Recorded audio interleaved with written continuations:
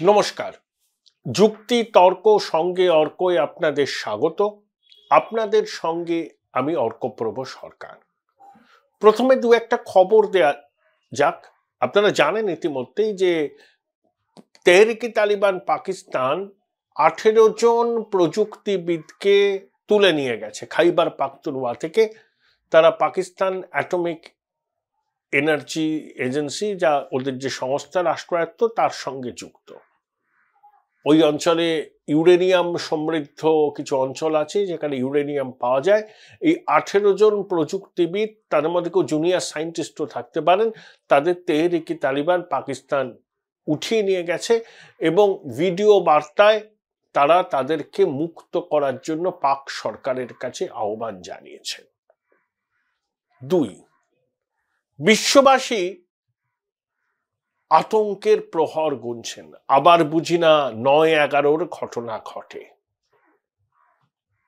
আবার বোধহয় বিমান হানা হবে। এবার লক্ষ্য আমেরিকা নয়, এবার নাকি আইফেল টাওয়ার, খোদ প্যারিসে। Hold your breath. এই ধরনের কোনো হুমকি কেউ দেয়নি, কিন্তু একটা বিজ্ঞাপন ঘিরে সাধারণ মানুষ এবং নেট নাগরিকদের মধ্যে প্রবল কি বলবো একটা ভীতির সঞ্চার হয়েছে।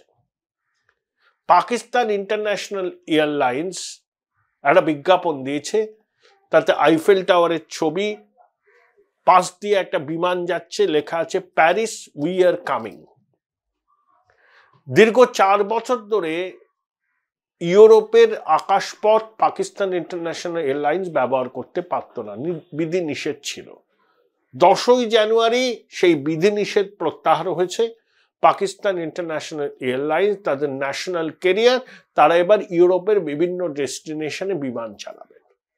সেই জন্যই এই ধরনের একটা বিজ্ঞাপন দেয়া হয়েছে, কিন্তু বিজ্ঞাপনটা অন্যভাবে দেয়া, এবং আল কায়দার মদতদাতা ছিল আইএসআই এবং পাকিস্তান, এবং ওসামা আবোটাবাদ থেকেই তাকে নেভি সিল হত্যা করে, লুকিয়েছিল পাকিস্তানের মাটিতে। অর্থাৎ পাকিস্তান এবং টেরোরিজম সমার্থক। 1979 সালেও পাকিস্তান ইন্টারন্যাশনাল এয়ারলাইন্সের একটা বিজ্ঞাপন দেওয়া হয়েছিল যে ওয়ার্ল্ড ট্রেড সেন্টারের ছায়া পড়ছে বিমানের উপর। দেখুন, 1979 তখন ইরানের রেভলিউশন সবে হয়েছে, ইন্দিরা গান্ধী বেঁচে। 8 বছর আগে বাংলাদেশ স্বাধীন হয়েছে, সোভিয়েত রাশিয়া তখনও টিকে আছে। তার 22 বছর বাদে কিন্তু 9/11 ঘটলো, ওই টুইন টাওয়ারেই হলো। অর্থাৎ পাকিস্তান ইন্টারন্যাশনাল এয়ারলাইন্স এমন প্ররোচনামূলক বিজ্ঞাপন দেবে কেন? তাহলে পাকিস্তানের জঙ্গি শাহী এবং তাদের মদতদাতাদের লক্ষ্য কি আইফেল টাওয়ারে হামলা চালানো, বা ইউরোপের অন্যান্য বড় বড় শহরে হামলা চালানো? তার রূপক হিসাবে এই বিজ্ঞাপনটা দেয়া হচ্ছে। আপাত নিরীহ বিজ্ঞাপন, লোকের কি বলবো অ্যাটেনশন গ্র্যাব করার জন্য দেয়া হচ্ছে বলে অনেকে বলতেই পারেন, কিন্তু আমি অনেকদিন বাদে ইউরোপের বিভিন্ন শহরে বিমান পরিষেবা চালু করছি। সেটা বিজ্ঞাপনকে অন্যভাবে দেয়া যেত না, সচেতনভাবে দেয়া হয়েছে। সাথে আমরা বলি ইসলামোফোবিয়া। বা পৃথিবীর অন্যান্য অনেক দেশে তো নতুন নতুন ডেস্টিনেশনে বিমান চালায়, তারা অ্যানাউন্সও করে। কখনো এই ধরনের চিত্রায়ন হয় বিজ্ঞাপনে? আর 9/11-র ঘটনার ক্ষত পৃথিবীর মানুষ ভুলবে না। সেই ক্ষতটাকে উস্কে দিয়ে ভয় দেখানোর লক্ষ্যেই কি এই ধরনের বিজ্ঞাপন দেওয়া হয়েছে? গুরুতর প্রশ্ন। আসলে পাকিস্তানকে কেউ বিশ্বাস করে না। আমেরিকার রিপাবলিকান সদস্য দাবি করেছেন যে পাকিস্তানকে ন্যাটো বহির্ভূত সহযোগী, আমেরিকার একটা ক্যাটেগরি আছে, ন্যাটো গোষ্ঠীভুক্ত দেশগুলো তাদের মিত্র, আবার ন্যাটো বহির্ভূত কিছু দেশ তাদের মিত্র, তাদেরকেও আমেরিকা নানা রকম সহায়তা করে। সেই রিপাবলিকান বলেছেন, জন কিপস নাকি নাম, যে আমেরিকা সাহায্য বন্ধ করুক পাকিস্তানকে, কারণ হক্কানি নেটওয়ার্ক কান্দাহার বেস্ট, যারা ন্যাটো বাহিনীর বিরুদ্ধে লড়াই করেছে, আত্মঘাতী হামলা করেছে, এখনো ন্যাটো বাহিনী তাদের টার্গেট, তাদেরকে মদত দেয় পাকিস্তান। সেই মদত বন্ধ না করলে এবং হক্কানি নেটওয়ার্ককে ভেঙে গুড়িয়ে দেওয়ার ক্ষেত্রে পাকিস্তানের সেনাবাহিনী উদ্যোগ না নিলে, এবং তারা যে সত্যি উদ্যোগ নিয়েছে এবং সেই উদ্যোগ সফল হয়েছে তার প্রমাণ দিতে হবে মার্কিন কংগ্রেসে, তবেই ন্যাটো বহির্ভূত সহযোগী হিসাবে পাকিস্তান থাকতে পারবে। অন্যথায় পাকিস্তানকে এই গোষ্ঠী থেকে বাদ দিয়ে দিতে হবে। এক রিপাবলিকান সেনেটর এই দাবিটা করেছেন। খুব খুব কঠিন পরিস্থিতি পাকিস্তানে। ভিক্ষার পাত্র নিয়ে ঘুরছেন, তারপরে 20 তারিখে ট্রাম্প আসছেন। ইমরান খানের সঙ্গে ট্রাম্পের একটা পার্সোনাল রিলেশন আছে। ইতিমধ্যেই ট্রাম্প একজনকে স্পেশাল এনভয় নিযুক্ত করেছিলেন, রিচার্ড গ্রেনওয়েল। তিনি তো বিবৃতি দিয়ে বলেইছেন যে ইমরানকে রাজনৈতিক প্রতিহিংসার জন্য আটকে রাখা হয়েছে, তার মুক্তি চাই। জেরেমি করবিন, ব্রিটেনের লেবার পার্টির, তিনিও সরব হয়েছেন ইমরান খানের মুক্তি চেয়ে। আসলে শাহবাজ শরীফ সরকার কি করছে, যে ব্রিক্সের সদস্য হতে চাইছে, রাশিয়া থেকে তেল নিচ্ছে, আর ইরান পাকিস্তান অভিন্ন ইসলামিক মুদ্রা চালু করতে চাইছে। আমেরিকার পক্ষে সেটা মানা সম্ভব নয়। সেই জন্য যে ইমরান খান, অবশ্য তখন ডেমোক্র্যাট প্রশাসন ছিল, বলেছিল যে আমেরিকার ডেমোক্র্যাট প্রশাসন সেনাবাহিনীর সহায়তায় তাকে ক্ষমতাচ্যুত করেছে, সেই ইমরান খানই এখন ট্রাম্প প্রশাসনের সক্রিয় সহযোগিতা চাইছেন তার জেল মুক্তির জন্য। অদ্ভুত দুনিয়া এইভাবে বদলে যায়। এখন তালিবান ভারতের একটা সম্পর্ক তৈরি হয়েছে পাকিস্তানের শিরোপীড়ার কারণ।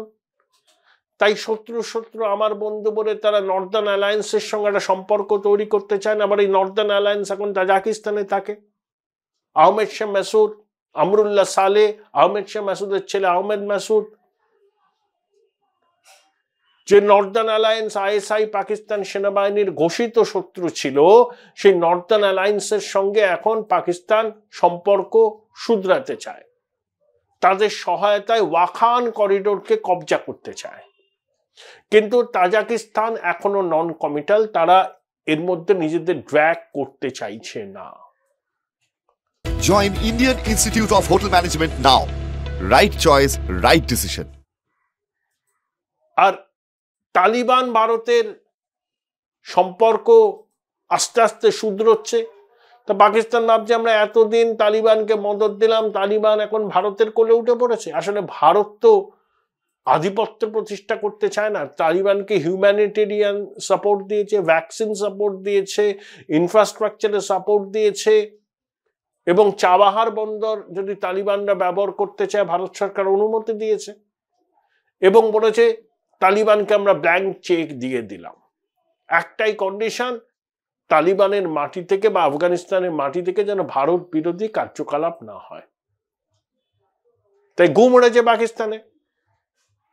দেখুন, ইসলামী দুনিয়ার অন্যান্য দেশের সঙ্গে তো পাকিস্তানের সম্পর্ক ভালো নয়, সৌদির সঙ্গে নয়, ইউএইর সঙ্গে নয়। ইউএই তো ভিসা দেয় না পাকিস্তানের নাগরিকদের, কারণ নোংরা করে, অসভ্যতা করে। আর ভারত ইউএইর বাণিজ্যিক সম্পর্ক পাকিস্তান ইউএইর বাণিজ্যিক সম্পর্ক থেকে 25 গুণ বেশি।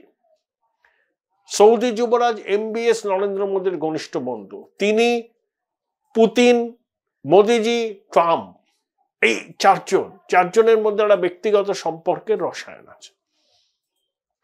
আর পাকিস্তান নাকি কাণ্ড করেছে লন্ডনে, জানেনই আপনারা। গ্রুমিং গ্যাং, স্কুলের বাচ্চা মেয়ে, বেশিরভাগই শ্বেতাঙ্গ, তাদেরকে প্রলুব্ধ করেছে, গ্রুম করেছে। গ্রুম মানে সেক্সুয়ালি গ্রুম, মানে কি বলবো আর কি, এমন ভাবে তৈরি করা হয়েছে যারা সেক্সুয়াল অ্যাসল্ট করলে তারা যাতে সেটা বুঝতে পারে, মানে যৌনতার ক্ষেত্রে তাদেরকে তৈরি করা হয়েছে। 1400টা এরকম কেস হয়েছে। আমি ব্রিটেনের সংসদে দেখলাম নাইজেল ফারাজ তীব্র ভাষায় আক্রমণ করছেন। এই ইলন মাস্ক এক্স হ্যান্ডেলে পোস্ট করে বলেছেন এই পারপিট্রেটরদের গ্রেপ্তার করতে হবে, দৃষ্টান্তমূলক শাস্তি দিতে হবে। এই যে শ্বেতাঙ্গ বাচ্চা বাচ্চা মেয়েদের এইভাবে যৌন হেনস্থা করা, এর পিছনে কি কোনো রিলিজিয়াস অ্যাঙ্গেল আছে? কিয়ার স্টারমারের প্রশাসন পলিটিক্যালি ব্যাপারটাকে সেন্সিটিভ বলে ঘাঁটতে চাইছে না, কারণ ব্রিটেনে বসবাস করি পাকিস্তানিদের 40% লেবার পার্টিকে ভোট দিয়েছে। 11 জন পাক বংশোদ্ভূত সাংসদ আছেন লেবার পার্টির। তাই বিষয়টা তাদের কাছে খুব টাইট রোপ ওয়াকিং। কিন্তু একটা জিনিস স্পষ্ট যে কিয়ার স্টারমারের ব্রিটেনে বাচ্চা মেয়েদের নিরাপত্তা সুরক্ষিত নয়। নইলে এই পারপিট্রেটার্স 1400টা ঘটনা ঘটেছে, তাদের বিরুদ্ধে দৃষ্টান্তমূলক শাস্তি দেওয়া উচিত, তাদেরকে ডিপোর্ট করা উচিত। কিন্তু এখনো কিয়ার স্টারমারের প্রশাসন বিষয়টাকে ধামা চাপা দিতে চাইছেন। গ্রুমিং গ্যাং, তারা ভীষণ রকম ভাবে সক্রিয়। আমি তাদের গ্রুমিং গ্যাং বলবো না, তারা হচ্ছে রেপিস্ট গ্যাং। তারা বেছে বেছে বাচ্চা বাচ্চা শ্বেতাঙ্গ মেয়েদের যৌন হেনস্থা নিপীড়ন করে। প্রথমে তাদের প্রলুব্ধ করে, বিশ্বাস অর্জন করে, তারপর যৌন হেনস্থা করে। সেই ঘটনার কথা তারা যাতে কাউকে না জানায় সেই জন্য তাদেরকে হুমকি পর্যন্ত দেয়া হয়। জীবন্ত জ্বালিয়ে দেওয়ার অভিযোগ এসেছে। এই বাচ্চা বাচ্চা মেয়েগুলো একেবারে কি বলবো, এই বয়সে এই ধরনের ট্রমার মধ্যে দিয়ে গেছে, তাহলে জীবন্ত নষ্ট হয়ে যাবে। কিয়ার স্টারমারের প্রশাসন ব্যবস্থা নেবে না।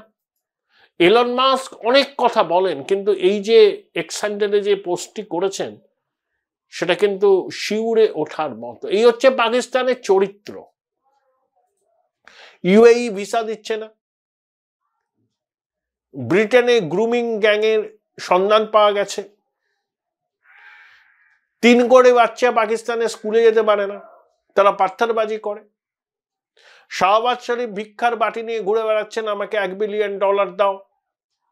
1000 পাকিস্তানি টাকায় 1 লিটার পেট্রোল পাবেন। মুদ্রাস্ফীতি 38%। জন্মলগ্ন থেকে এখনো পর্যন্ত বোধহয় 25 থেকে 26 বার IMF এর কাছ থেকে বেল আউট প্যাকেজ নিয়েছে পাকিস্তান। এই হচ্ছে পাকিস্তানের চেহারা।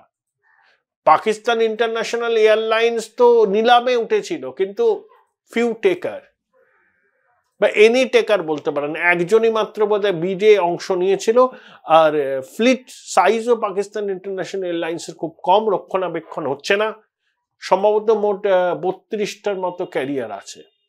নানাবিধ কারণে ইউরোপের বিভিন্ন ডেস্টিনেশনে তারা পরিষেবা দিতে পারত না, নিষেধাজ্ঞা উঠে যাচ্ছে। কিন্তু তারপর এমনভাবে তারা বিজ্ঞাপন দিয়েছে মানুষের মনে ভয় ঢুকে গেছে। আবার কি পাকিস্তানের জঙ্গিরা ইউরোপের মাটিতে সন্ত্রাসবাদী হামলার ছক কষছে? আবার কি একটা 9/11 হতে যাচ্ছে? তাহলে এমন ছবি কেন দেয়া হয়েছে বিজ্ঞাপনের ভাষ্যে, যাতে সাধারণ মানুষের মনে আতঙ্ক তৈরি হয়? আপনি বিমান পরিষেবা চালু করছেন, খুব ভালো কথা, সেখানে আপনি বিজ্ঞাপন নিশ্চয়ই দেবেন, কিন্তু তার ভাষা, তার চিত্রায়ন এমন ভাবে হবে তার মধ্যে যাতে মানুষের মনে কোনো আতঙ্ক না হয়। জঙ্গি রাষ্ট্র পাকিস্তান সারা বিশ্বের মানুষের মনে সন্ত্রাসবাদী আতঙ্ক ছড়িয়ে দিতে চায়। তার আর একটা প্রমাণ সামনে এলো যখন পাকিস্তান ইন্টারন্যাশনাল এয়ারলাইন্সের ইউরোপে পরিষেবা চালু করার বিজ্ঞাপন হিসাবে তারা আইফেল টাওয়ার এবং তার পাশ দিয়ে বিমানের ছবি প্রকাশ করলো। এবং আমার ধারণা বিশ্ববাসীর মনে আবার একটা জঙ্গি হানার ভয় ঢোকাবার জন্যই পরিকল্পিতভাবে এই রকম বিজ্ঞাপনটি দেয়া হয়েছে। পাকিস্তানকে বিশ্বাস করলে ঠকতে হবে, এটা যেন বিশ্বের মানুষ জানে।